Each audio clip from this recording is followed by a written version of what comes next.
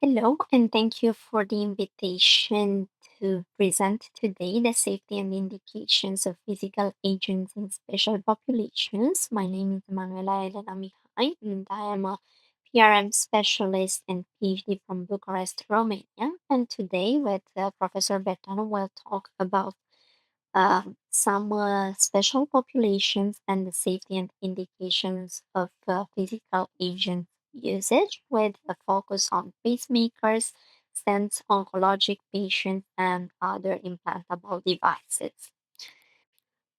So the physical agents are varied and they are also widely used in neurorehabilitation and pain management. However, there are some safety concerns for vulnerable populations, including individuals wearing pacemakers, implantable devices, deep brain stimulators, cardiac stent, or cancer patients. The objective is to review safety profiles, contraindications, and evidence based recommendations for clinical usage. Physical agents in oncology rehabilitation. Actually, the history contraindicated those physical agents in cancer patients. However, contemporary evidence are showing that they are safe when not applied over tumor sites. They improve pain, mobility, and quality of life within a multidisciplinary clearance. The clinical implication is towards their not universally contraindication and the safety, which depends on location, parameters, and risk assessment. So, the objective of the study was to evaluate safety, clinical indications, contraindications, and evidence based recommendations for clinical usage of various physical agents in those with implants and oncologic conditions. The focus was on TENS and NMES, ultrasound laser therapy, either low intensity or medium intensity or high intensity laser therapy, magnetic field therapy, deposylation, and also extracorporeal shockwave therapy. So the literature search was performed in PubMed Central, and Cochrane databases, and the keywords were the following: TENS, NMES, ultrasound, laser therapy, shockwave therapy, implants, and oncology. There were included reviews, clinical trials, and case reports, and data were summarized, including safety indications and contraindications. The results showed the following. For example, for transcutaneous electrical nerve stimulation, which is indicated for neuropathic pain or post-stroke rehabilitation or musculoskeletal pain in general, and also contraindicated in those having pacemakers or implantable devices, either cardiac or the brain stimulators, for the risk of interference. The evidence are actually showing that malfunction can uh, occur due to electrode proximity, as showed by Self et al. In 2007. However, the recommendation is to avoid TENS application in individuals with active implantable devices, and, however, to use it cautiously in those oncologic patients with no tumor near the electrode site. So no significant ACG changes were found when applied at shoulder, for example, in healthy subjects. So the placement is critical and should always be taken into consideration.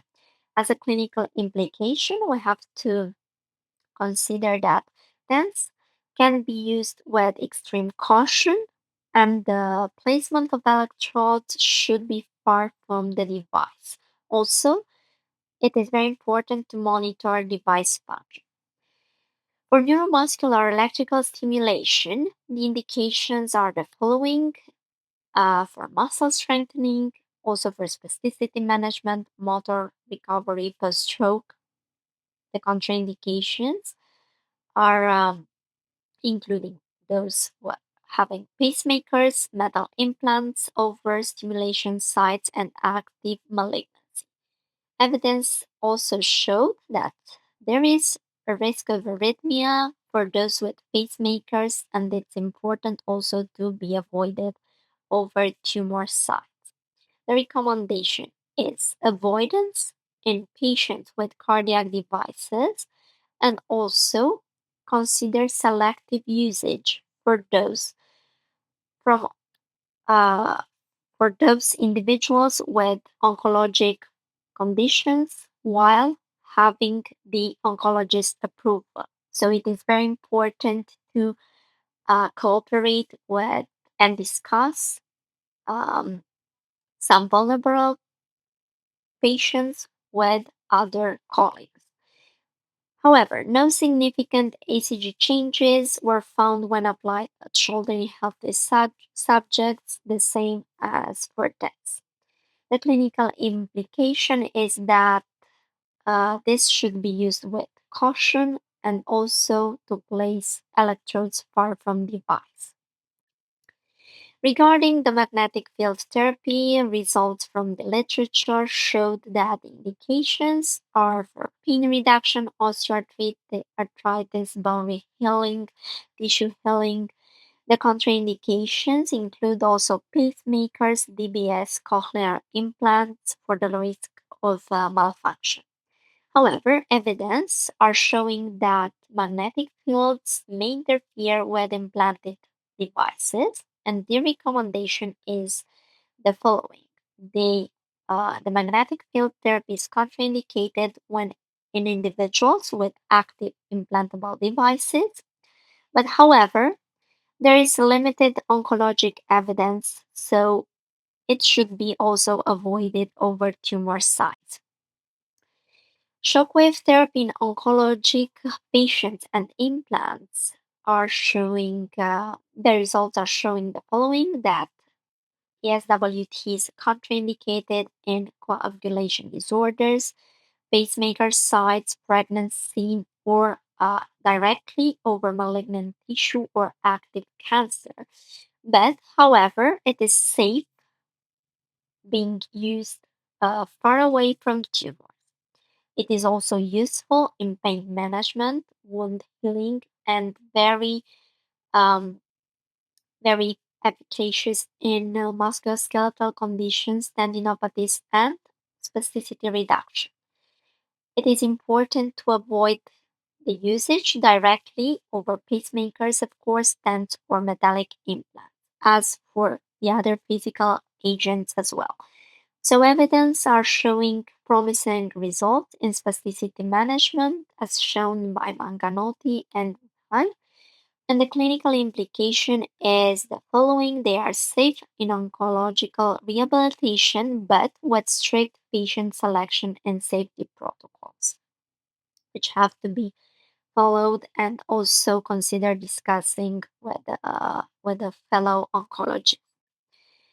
Regarding the laser therapies, LLT or MLS for health, the indications are also for pain modulation, wound healing, inflammation reduction, but contraindications are the following: for direct application over tumors or reproductive organs or eyes, of course, as are for the others, physical agents.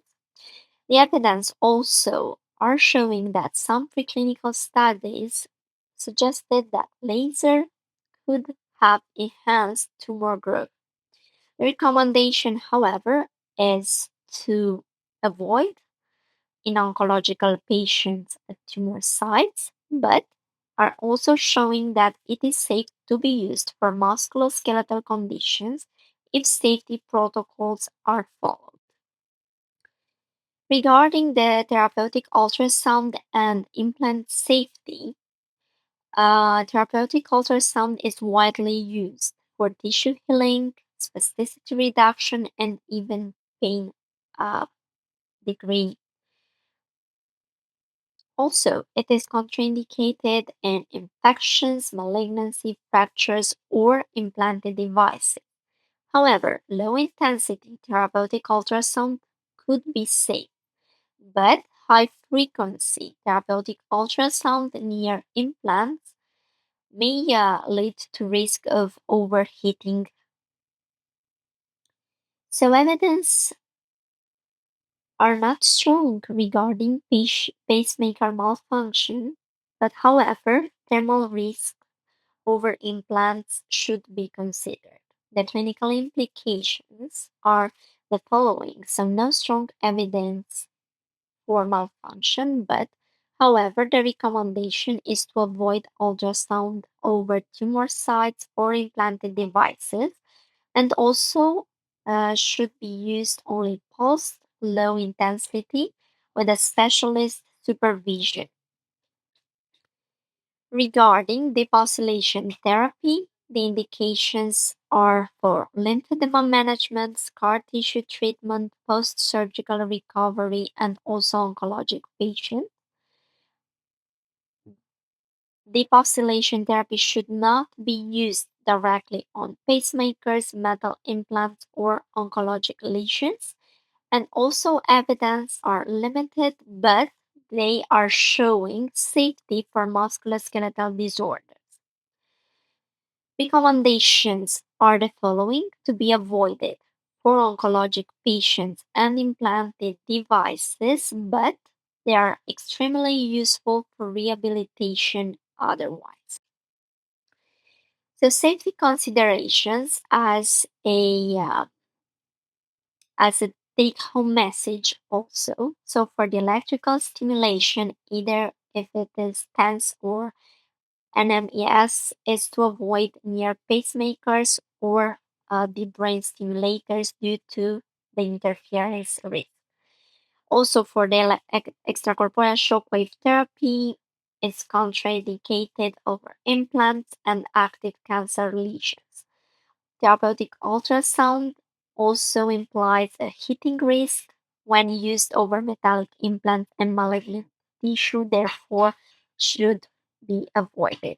Laser and magnetic field therapy require caution for the oncologic patients, and even if there is no consistent tumor stimulation evidence. Key insights are regarding safety, which depends on modality, on dosage, on the site of application, and also, of course, patient condition and overall status of the patient. Also, controlled, individualized applications may reduce risk, and there is also a high need for more standardized guidelines to be able to adapt and individualize for each patient. We need guidelines, but however, to be able um, to have these guidelines, we should see large numbers of patients. Therefore, these vulnerable populations are difficult to track over time, and this makes difficult to adapt the usage of physical agents for each and every condition. So the conclusions are the following: that physical agents provide valuable rehabilitation benefits, but however, they need strict safety considerations to be taken into consideration. Their contraindications include pacemakers, deep brain stimulators, cardiac stents, and active oncologic sites. They can be safely integrated within a rehabilitation program while following precautions. And individualized assessment and interdisciplinary collaboration are of paramount importance. Also, it's important to consider avoiding those contraindicated areas and also follow oncologic recommendations and considerations, and also develop clinical guidelines for safety, for better usage in these vulnerable populations. So, what I think it's very important to consider is that while we have physical agents and we have the possibility to use them, it is important to um,